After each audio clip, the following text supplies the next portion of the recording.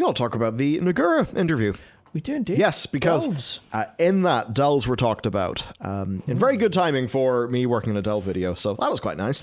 Right, Matt, because I think you brought this to us. What do you think? Why did this interview get you feeling, because you were initially feeling a bit more grim, so why are you feeling better about delves? I watched it 6 days ago, so I can no longer tell you. It's all been voided from my brain. Let me scroll down and see if anything remembers. It was basically that they were very confident. Yeah, it was the designer, I can't remember his name, was there you go, Sean McCann, and then the production director, Michael Bybee. They were talking about that, and everything he basically said in terms of how much they wanted things to be difficult and how much things would change and evolve. It's like, we are... Like, obviously there's a potential that what comes out isn't what they want to have done. Yes. Obviously that's a possibility, but based on what he was saying for what they have done, it's just we don't see it yet, is that delves are in a way, way, way better place than they currently are on alpha, which is interesting in terms of having way more things that are engaging. Okay. Some of the later delves are supposedly way more interesting than the intro ones we basically had access to. The mine was pretty quick and easy. Yeah, and the tiers are actually there with, I did notice actually on Alpha, build 1, tier 2 is 25%, I believe. I don't remember. Could be wrong. This time though it was 30%. And I did feel that those enemies, they did tickle me a bit more. And I guess the difference there is I was at level 73, so dealing with 73 scaling versus dealing with 71 scaling, which would have been the Isle of Dorn. So if you think about how your stats change as you level, maybe doing a tier 2 at level 73 is more properly reflective of the eternal problem of what's the point of an RPG to get stronger over time? What happens as you level up World of Warcraft? You get substantially weaker every level. That's something they really need to turn around and go, all right, the jump from 70 to 71 castrates you, and then you have to actually earn some strength back. People probably wouldn't like that. It's just like the start of every good video game. Yeah, you have a great time, then your character gets amnesia. I need that. I need the Metroid Prime opening for every video game of all time. So you get 5 minutes of all the cool toys. Now earn them back. Great. You kind of need that. So Matt has actually tripled down on the day one BFA feeling. Exactly. The game is saved. 100%. No. So they say... Yeah. I guess to get into some of the details, the tiers 1 through 3 will be available at launch. So tiers 1 and 2 are for leveling. Tier 3 requires an average item level of 525. Which you'll almost be at the end of season 4. Oh, that's crazy. Yeah. Yeah, then you just have 506 dropping from raid. You're like, all right, okay. Man, yeah. I'm assuming those numbers will change. We're getting pretty crazy gear right now. Yeah, it's unreasonable. Yeah, whenever the second heroism happens, playing Paladin, you're just screaming because you have all of this holy power to get rid of and you don't want to waste your generators. Well, that feels, unless you're playing a monk or a feral druid, that feels like the War Within in general at the minute.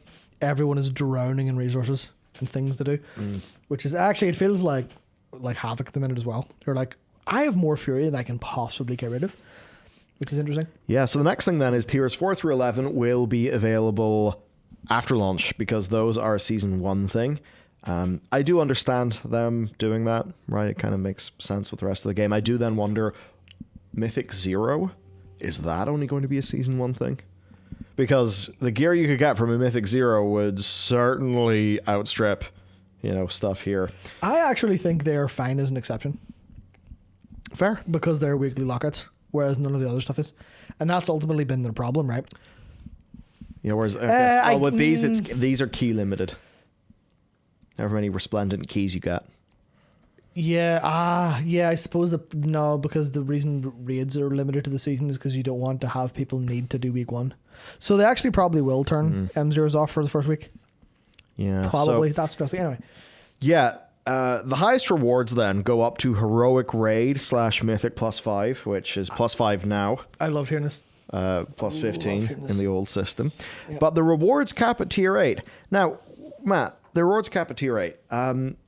Could tier 9, 10, and 11 give you something better in the vault? Is tier 8 just the Resplendent? I'm assuming rewards includes that. I'm Yeah. assuming that, like their optional hard mode difficulty here implies to me that you So have why? no reason to do them. Why? Why? Why? Because they whip your ass. Why? Uh, I'm just gonna keep on saying Yeah. why until things get really Freudian. yeah. So, oh, okay. Well, you see, when I was 3 years, yeah. So to me, it comes across as they don't want to say Mythic Raiders do your delves for your Mythic Cap stuff, Yes, definitely. but they don't want to say we couldn't be bothered making anything harder than Heroic. Because we do want solo challenges, because people want solo challenges. But then you go, well, here's optional hardware. Here's this will give you mythic gear into your vault, but it's really unbalanced. And if you go in with 2 healers, it's easy. Or if you go in as like a solo healer with it, like if you go in as disc, it's easy as hell and there's nothing about it. Or it's impossible to solo as like, what's a pretty bad solo class? I don't even know. What is a bad solo class? Are there any bad solo class anymore? Outside of priest healing, they don't really have much like silences and CC and stuff like that. So it's like we don't want to balance them so that they're mythic, right? We don't want to balance them so they actually make sense for mythic. So we're just going to say you don't get gear, have fun with them instead. Hopefully that means they're rewarding enough otherwise through cosmetics or through achievements and titles and things like that. Yeah, like it seems that it's the resplendent keys that are getting you that heroic up to heroic level loot, but then you can repeatedly do them for, I mean, your other reasons, which there's a currency, radiant shards. The radiant shards is your currency for the Council of Dornogal cosmetics. So it's probably cosmetic currency that you get from each of the renowns. So you can do them depending which one you go to, and also you can get them for what's it called? You can get crafting materials, and also you can get warbound gear of a lower item level.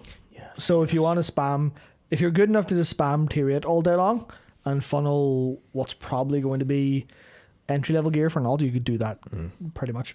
So you can do that. The also thing is that there's a 13th delve. Yes, this is the thing to talk about. One route boss fight that no one has currently beat internally in Blizzard, which is interesting. They, I doubt it'll go live like that, but they do turn around and went, basically we just decided to put a mage tower into the game, but it's like a one room boss fight that everyone can do, so enjoy. So obviously it can't be mage tower in the same way the mage tower was. We have balanced this and designed it around your specs. Yeah, it has to be more generic, but generic I've learned from playing the War Within, from some dungeon stuff they're doing. The Dark Flame Cleft fucking owns, by the way. And if they have that kind of design chop in a single player fight, then they don't have to rely on class mechanics as much, which is extremely exciting. Extremely exciting to actually play. Because this is like, Mage Tower's hard because you have to do loads of class mechanics. There were no like generic mechanics, or very, very few super generic mechanics just had to do. So it being a little bit more of a general challenge and less of a combat, like it's still combat, but less pure which button do you press challenge, and more what movement do you do? Where do you stand? Where do you go? Do you interact with the environment at all?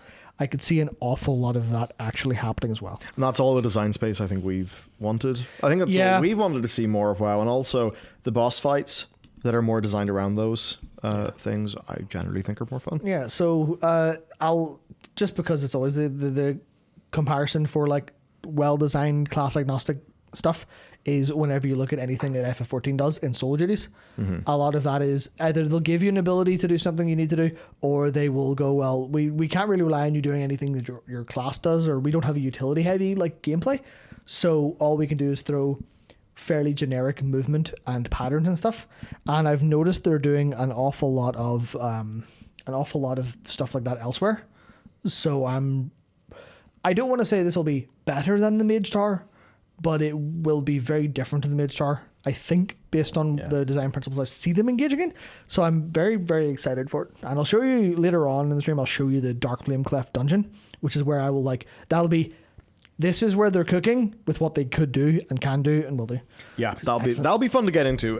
Yeah, you've teased me quite well by that dungeon being interesting.